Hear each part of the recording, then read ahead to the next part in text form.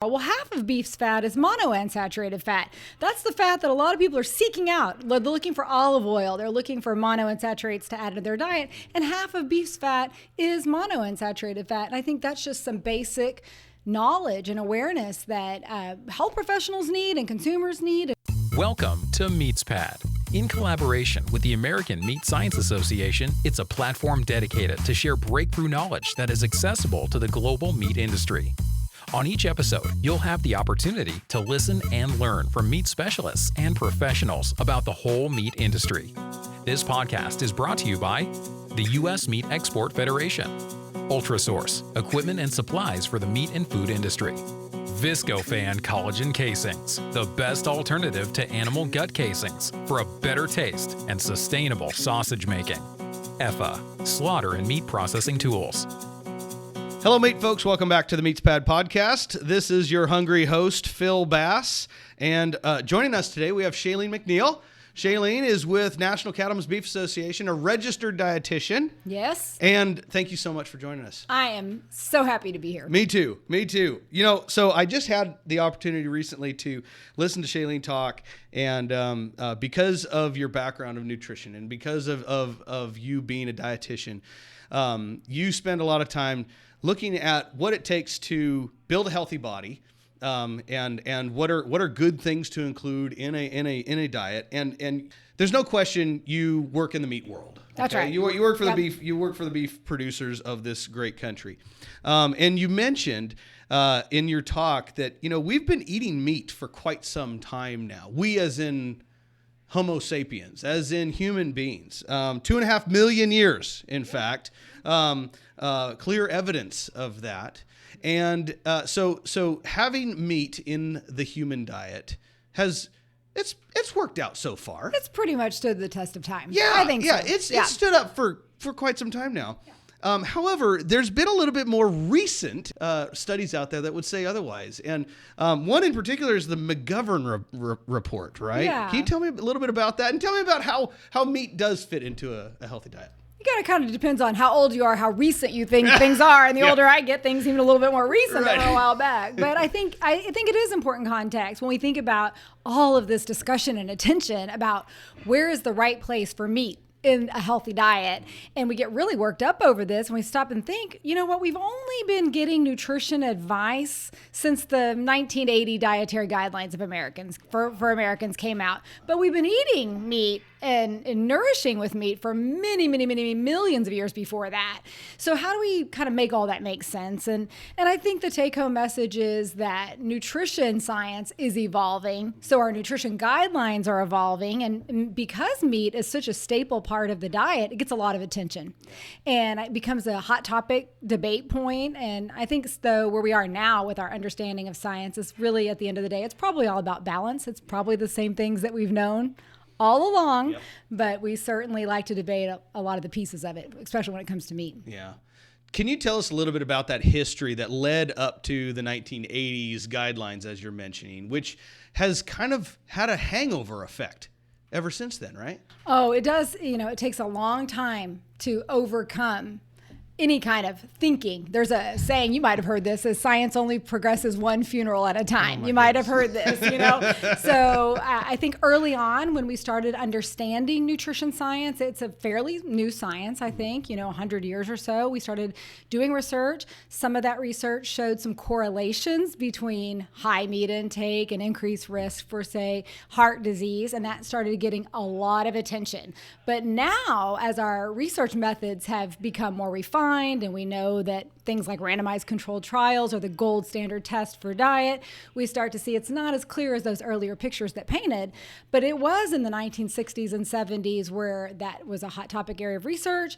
We started seeing dietary guidelines being formed that started to stick, and we saw a lot of advice about cholesterol and saturated fat, which now, if you follow nutrition, you see that some of that's sort of unraveling. The cholesterol story has definitely unraveled, and there's a lot of controversy about how much saturated fat really would increase your risk for heart disease. And so I think we're starting to see a new picture painted for the way that meats fit into a healthy diet. Well, it really started to paint a picture for me just taking my basic animal nutrition classes. And it's like we could have asked a pig farmer a long time ago, what's going to cause some of these issues later on down the road. Now, we're trying to make those animals fat. We're trying to do certain things to them.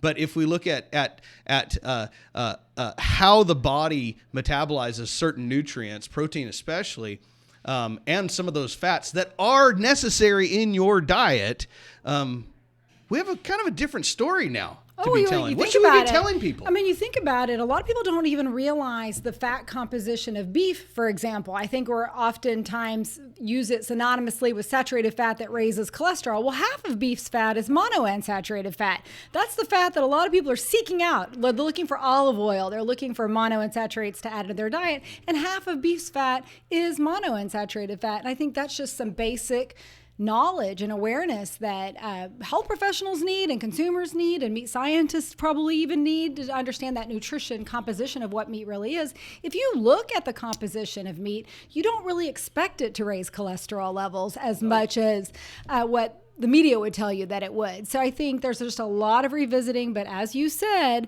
when negative information comes out, how many positives do you need to hear to recover from that? Yeah. But I would say that, and this is something I like to remind folks, most of the public is very favorable to the role that meat plays in a healthy diet. They get it. They get that, yes, as with all foods, you've got to have balance. But I think they're much more favorable than maybe sometimes what we read about in the media. Yep. You know, you're exactly right. It does make for a good story if we can affect something that is as emotional as food, and especially meat. Then it's going to get attention pretty quick. And you mentioned something. You know how good it does make one feel in their diet or in their body if they are including meat in their diet. I have several friends, former vegetarians, that all of a sudden started feeling better once they started getting meat back in their diet and animal protein. And I talk a lot about just, it's not just about protein. And we hear protein all the time. You can get a protein bar, this, that, and the other. It's not just the protein. It's what is making up that protein. Is that right? That's right. And, we're talking about being vegetarian, which is fine if that's your thing and you want to do that. I never spend a day in my life trying to convert a vegetarian to start eating meat. But I will tell you that what some data points show is the number one reason why vegetarians do return to meat eating is for health. They're not feeling well and they're looking for something better for their health, and they come back to meat eating and feel like that fulfills some of the needs that they felt that they were missing from a health standpoint. I think that's huge. When I think about what makes meat unique, what is unique about it, what it's going to contribute to your diet? Exactly right, Phil. I totally agree with you. Protein is one thing. We are high quality protein. Meat is high quality protein. But it's those nutrients. So you've got nutrient density. It's not just one or two nutrients. Beef, for example, has 10 essential nutrients that it provides in more than 10% of the daily value. So great source of nutrients and protein. And then you layer on the fact that it's great tasting. How many foods do you really, really want to eat that give you great protein and great nutrition? And then I think about for the future of the conversation around food systems and how we get to a healthier food system and a more sustainable food system. You think about cattle in particular as being ruminant animals. So now you have a package of protein, nutrient density, great taste, in an animal model or in an animal that is not competing for human food, right? So you have a really different piece that you're putting into the food system, and I think that's why it plays a unique role. It's cliche to say, but it is a power-packed, nutrient-dense food. It meat, really is. Beef especially. It really is. I'm a big fan of beef. And when you start thinking about foods that you really enjoy and you want to build a healthy diet, when I think about it as a dietitian or even as a mom, how do we make a balanced meal? How do we have a meal that everybody at the table wants to enjoy?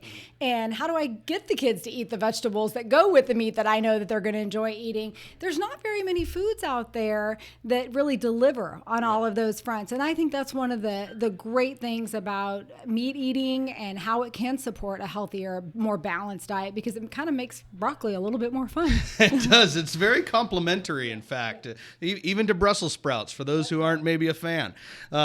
So we've talked a little bit about the building blocks of protein. Let's talk a little bit about micronutrients, because that's another thing that is difficult to get just from plant-based sources, but livestock can convert that into a more usable That's right. And if you look at, there's so much attention on nutrition these days, and you look at how red meat, beef consumption has gone down over time, we're also beginning to see the consequences of that. Iron deficiency is on the rise in the United States, and we've begun to look closer at some populations, women and adolescent girls in particular, and we're seeing shortfalls of these nutrients. It's not just iron, it's zinc, it's B vitamins, it's choline during pregnancy, for example. So I think these micronutrients really the micronutrients in meat really do offset some of the shortages that we're seeing, these gaps that it can help fill in society, because our diets, let's face it, our diets aren't that great,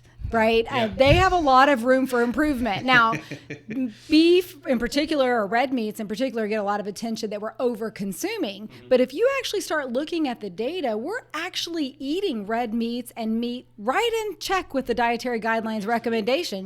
We're not off target in our meat intake. That's a big myth in nutrition.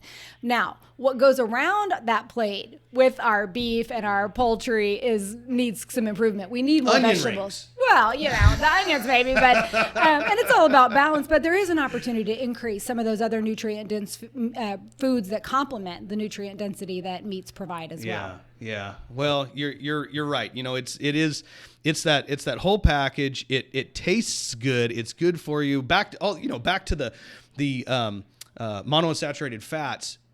That tastes really good. It's the one that's in some of the largest quantities in marbling, which is exactly what gives meat its flavor in many cases.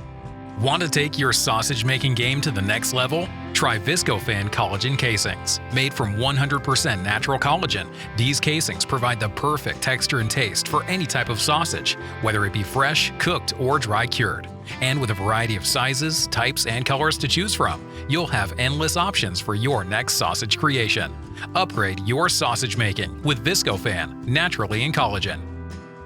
And I think about this, you're the meat science expert, but I think about how awesome is it that marbling, from a dietitian perspective, really doesn't add too much fat. It's not. But it adds so much flavor, and we can trim off the external fat. That's fine, and we can cut some calories that way. We can have a leaner piece of beef or pork or whatever, but we have that marbling in beef that just is so flavorful and monounsaturated fat, so it's got to get the best of both worlds. Yes, absolutely. I want to touch real quick back on the nutrient content, and something you mentioned earlier in the talk that I listened to was emotional and cognitive well-being. I mean, that's big. This isn't just supplying what is necessary to keep a body alive. This is supplying what's necessary to keep the body thriving. I mean, a lot of people don't realize, starting at around 6 months of age, we now are advising infants to get iron-rich sources like meats in their diets, because they need that iron and that zinc. And that's not just for their physical growth, it's for their brain growth as well. So meat eating can contribute to increased linear growth in young children, infants and children, but also that nourishment that our brain needs. We often talk about it, strong minds and strong bodies. And if you kind of carry that forward to the world we're all living in, it's a very stressful world to live in these days, and we think about how we define our health as adults or children or families, and that's changing. And we used to think physical health. We think about, how do I feel physically? But now health is being defined as emotional health, in mental well-being and physical well-being all together. And I think when we start looking at the role that nutrition can play and meat nutrients can play, that's an area of great research opportunity, because we already know that the iron and the zinc and the quality protein have functional roles in the brain and in our physical being. So it makes sense. And we've seen studies of iron deficient children not doing as well in school, not performing as well on math tests. So it's actual cognition and also our emotional well-being, our ability to be resilient and have grit and manage stress. I mean, these are all areas that we're continuing to understand through research. We have to build that good foundation. You got to get the body working right, but this is going to accentuate the human experience. Like we need to have that good emotional health, that ability to think clearly. And if you give the body the right things, it's able to do that. Yeah, and really, at the end of the day, it is about quality of life. Yeah. And that plays into the taste piece, too. It's about enjoying the foods that we eat, nourishing with the foods that we eat, and being strong both physically and mentally so we can do all the things that we want to do. And the animal had it sitting there the whole time. Isn't that right great? There for us. Oh, it's a single ingredient. I love it. I love it. Okay. I'm going to ask just a couple more things. And you've convinced me that meat is important in the diet. It didn't take much convincing because I'm a meat scientist. Easy target, okay, yes. Yeah, it was a pretty easy target. Okay. But what about the physicians? Yeah. How are we doing convincing them that this is a good? We've done consumer insights or physician insights, and you'd be surprised. Most physicians agree, and dietitians do too. Health professionals agree that meat should be part of a balanced diet. Yes, and so I think that is an opportunity for us. Now, they lack in nutrition education. They lack in specifics about how to incorporate beef, and they probably suffer from believing some of the myths about overconsumption. They're humans as well. Yeah, yep. And they read the media as well, and yep. they probably think that most Americans overconsume. So we are doing a lot of work to educate physicians. And we've got programs through the Beef Checkoff where we're able to provide science-based information, evidence-based medicine to physicians to take it into consideration. We're not telling them what to recommend. We're asking them, look at the literature and decide what you want to recommend to your patients. And what we're seeing from them is great responses that this is needed information. I think physicians are hungry for nutrition information. Their patients are asking them for advice. They don't want to take medicine if they don't have to. So I think physician education is a key component. As you know, Phil, because you helped us educate dietitians, dietitians also need to hear from meat scientists about culinary skills and cookery and even how to cut a steak. It can be a barrier, for them getting it incorporated into their meal planning as well. So health professional education is a key part, and we cannot educate health professionals, physicians, dietitians without good science. And that is one of the great things about the meat industry is that what we do is based in a scientific process and research, and we have to have that research in order to be able to have a seat at the table for these tough discussions about diet and health. Let food be thy medicine and medicine thy food, right? Shalene, how did you get to where you are right now? What got you into the dietitian role? Well, I'm married a meat scientist. That was the first way I heard about this whole field. What a great decision. And, as they say, through sometimes when a door closes, a window opens. And I thought that I wanted to be a physician assistant. And I didn't end up going that path. It didn't work out to go that way. And I started back in graduate school to discover what I wanted to do in nutrition. And when I started taking nutrition, all of a sudden chemistry made sense to me and found the field of nutrition to be fascinating. In an agricultural-based department, got to do work with eggs. And at the time, the egg industry was battling cholesterol issues. Little did I know that would lead me to the beef industry, right? So because this was a time in which there was a lot of questions about cholesterol and fat and meat, and the war on fat was happening, within the meat industry, as you guys call it. And so that led me to focus more of my research interest in animal source foods and health. And I started to discover that many of what we think and we're taught as health professionals wasn't what the science was really showing. And so started doing education with the meat industry and eventually led the research program for America's farmers and ranchers and have loved every minute of it. Well, we appreciate you doing that, and definitely, carrying the banner for the farmers and ranchers out there raising beef cattle, but also for anyone raising livestock. I mean, you're telling a great message that needs to be told, and as they say, it's very easy to tell the truth. Yeah, this is what it is, guys. And I think that one of the things I often tell dietitians who've come to join my team or colleagues that I've had the opportunity to work with who also support the role that meat plays in health is that I think I promote vegetable consumption as much as I do meat consumption. It really is at the end of the day about balance, but I think that meat is a food that is misunderstood. It's a food that people really love to eat. There's really good science on it. I think there's an explanation for when we see studies that don't associate meat with good health. It can easily be explained by the overall poor diet that we're looking at as opposed to the overall healthy diet. A lot of times these meat studies that you see in headlines, they're looking at someone with a really crappy diet compared to somebody with a well-balanced diet. And I think we have to eat beef or any meats in the context of a healthy diet. But once we do that, we have great health benefits from it. And so it's an easy job to do as a dietitian for sure. Well, and for those the non-scientists out there, just remember correlation is not causation, which means just because somebody ate meat and had health challenges doesn't mean there weren't other factors out there, and it's very likely there were other factors. That's right, and that's what we see in the confusing aspects of the nutrition data. It's that when we can't tease out the individual effects of beef because we're not looking at a total overall healthy diet, I think that's more, and that's where we need more research. We need better quality nutrition research. Nutrition research is still progressing and getting better, and I think we need more tools to be able to do better quality diet and health research as well.